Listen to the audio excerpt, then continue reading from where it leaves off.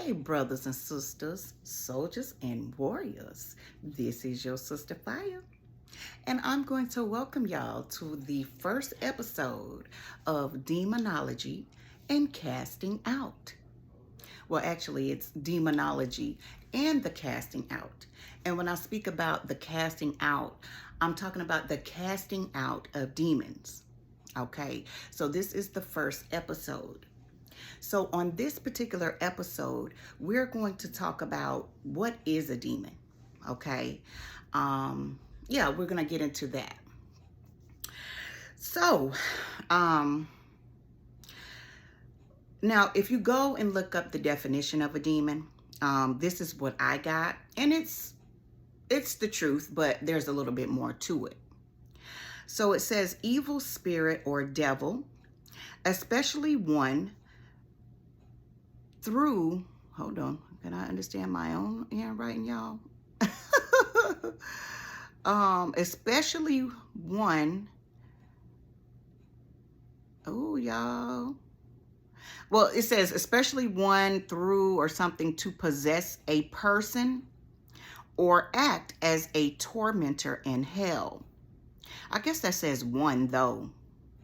Yeah, evil spirit or devil, especially one though to possess a person or act as a tormentor in hell. So that's what the definition said when I looked it up on Google. Okay, now that is true. Okay, but there is also more to it. And this is very important that you all know this, because there are so many of us who are Christians who believe that demons are fallen angels. And that is not true. Demons are the seed of the fallen angel. Yes. Demons are the disembodied Nephilim. Okay. So when the fallen angels got casted out of heaven, okay, they came down to earth and they mated with women. Okay. And so the seed of those women and those fallen angels, the children of them, were called Nephilim, okay? And they were hybrids, okay? So they had part man blood and they had part fallen angel blood, okay? And so they were called Nephilim, okay? So these were like the Goliaths back in the Bible, when a lot of times when the Bible would say that someone was a giant, it was talking about a Nephilim, okay? It was talking about a Nephilim or just a demon in itself, okay? But how we get to the demons is when God washed away. Remember, he told Noah to build that ark. Noah was the only one who was still had the pure bloodline. He was not tainted, and he still worshiped the Father. Okay, so that's why the Lord told Noah to build that ark, because he wanted the pure bloodline. Okay, these fallen angels had come down and mated with women and made Nephilim. And not only did they make Nephilim, but they made all sorts of creatures, okay, that was not God's original creation. They were mating with animals, okay? They were doing all type of splicing with the genetics, trying to mess up the royal bloodline, okay? Man and woman, the pure bloodline that God had created. And that is why God had to wash it all away, my brothers and sisters. And so that is how we got demons, because demons are the disembodied Nephilim. So they once had a body like you and I. Remember, they had part man, okay, woman, but I'm going to just say man. They had part man and they had part fallen angel.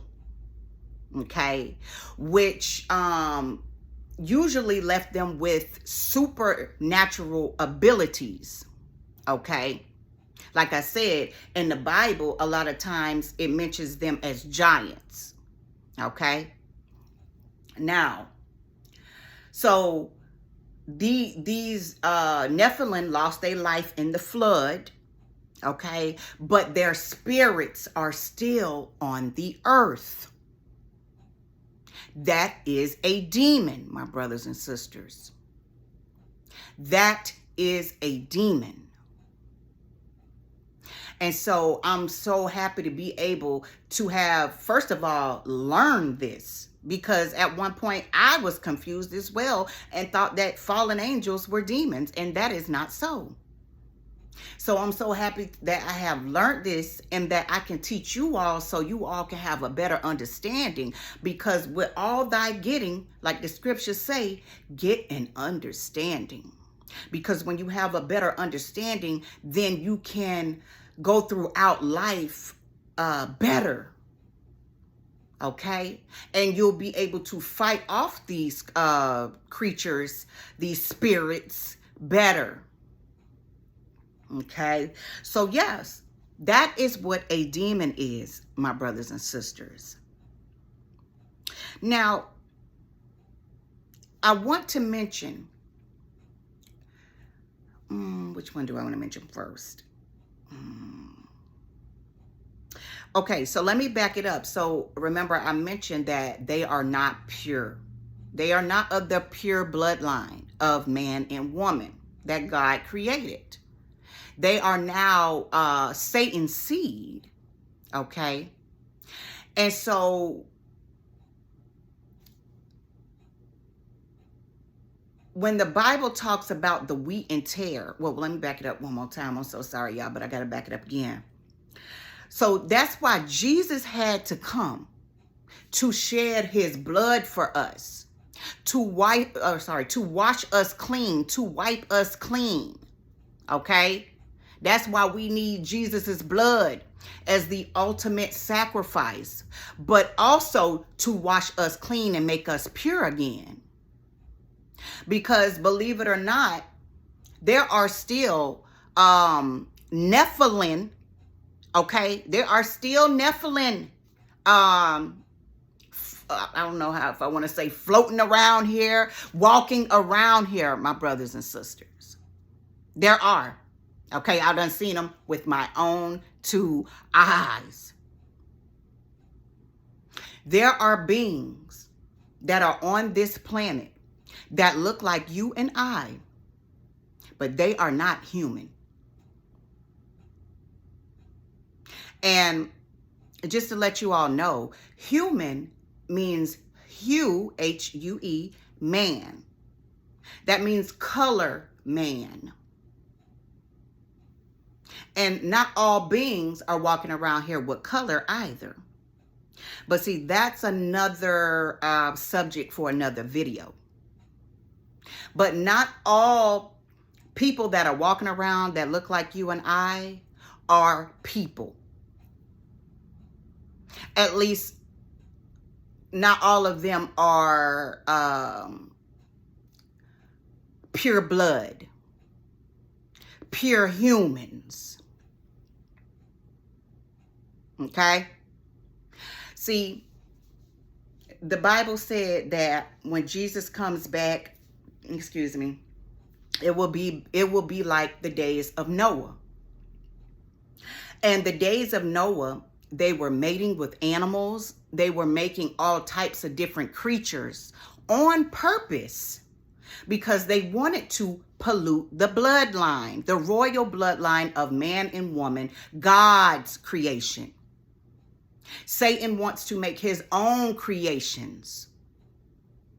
And so what they were doing back then in the days of Noah, they are doing right now. Today, in this day and age, where they are making clones,